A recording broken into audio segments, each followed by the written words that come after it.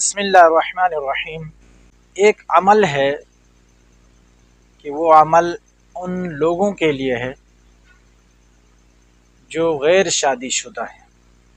ان کی شادی نہیں ہوتی ہے، پریشان ہیں، تو یہ عمل کر لیں انشاءاللہ العزیز۔ اللہ کی ذات سے امید ہے کہ آپ کی یہ مشکل حل ہو جائے گی۔ وہ عمل یہ ہے کہ آپ اللہ رب العزت کا یہ نام یا لطیف کو عشاء کی نماز کے بعد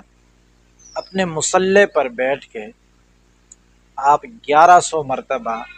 یا لطیف پڑھیں۔ شروع میں 3 مرتبہ درود شریف پڑھیں اور پھر 1100 مرتبہ یا لطیف پڑھیں، اور اس کے بعد 3 مرتبہ درود شریف پڑھیں کہ عشاء کی نماز کے بعد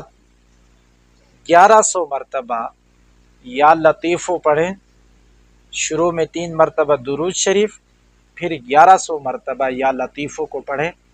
اور اس کے بعد 3 مرتبہ درود شریف پڑھیں